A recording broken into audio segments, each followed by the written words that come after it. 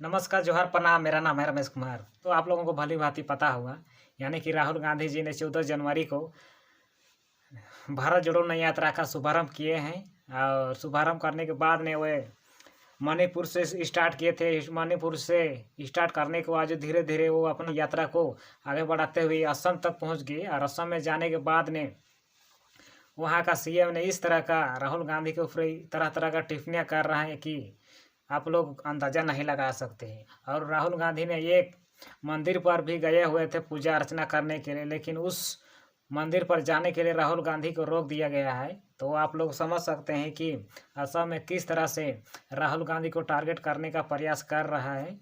और हमारे देश के प्रधानमंत्री जो कि अयोध्या में रामलला का मंदिर का उद्घाटन जो 22 जनवरी को किए हैं, लेकिन उनका जो इतना बड़ा एजेंडा, जो बीजेपी का इतना बड़ा एजेंडा और आरएसएस का इतना बड़ा एजेंडा था, उसको पूरा कर दिया।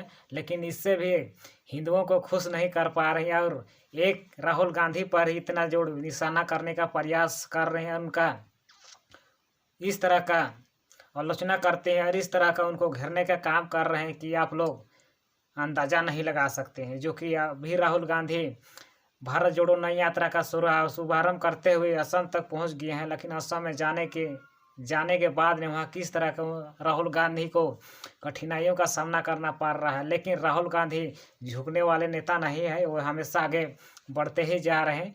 तो ऐसे कुछ दिन पहले ऐसे तो राहुल गांधी असम में जाने के बाद ने वहाँ एक मंदिर पर अर्चना करने के लिए गए थे, लेकिन उस स्थान पर मंदिर में नहीं जाने दिया गया। और इसका तो आप लोग भली भांति अंदाज़ा लगा सकते हो कि इस तरह का किसके कहने और क्यों किया गया।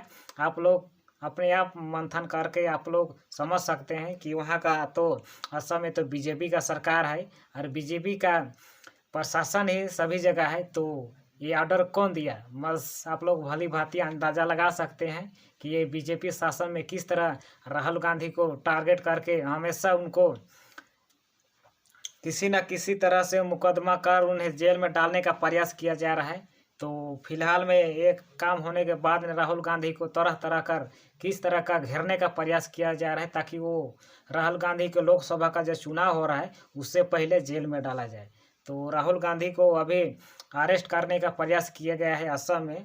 तो अब देखा जाए राहुल गांधी को किस तरह के कठिनाइयों का सामना करना पड़ता है और इसके समर्थन में हमारे देश के लोग कितने एकजुट हो पाते हैं। और लोकसभा चुनाव जो हो रहा है उसमें देखा जाए तो किस और परिणाम जाने का संभावना है।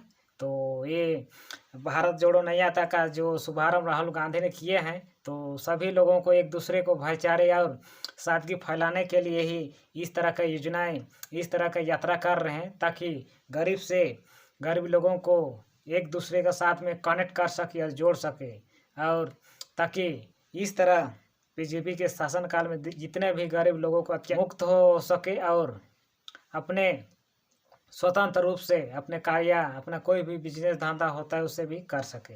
तो दोस्तों, यही बीजेपी का हर समय राहुल गांधी को ही टारगेट राहुल गांधी को ही किया जाता है। और उससे बड़े बड़े बहुत से कांग्रेस के ऐसे नेता हैं, लेकिन वैसे नेता को टारगेट नहीं किया जाता है। बस एक राहुल गांधी ऐसे नेता है जो कांग्रेस के हैं, उन्हें बीजेपी बार बार टारगेट किया जाता है और उसे घेरने का प्रयास किया जाता है।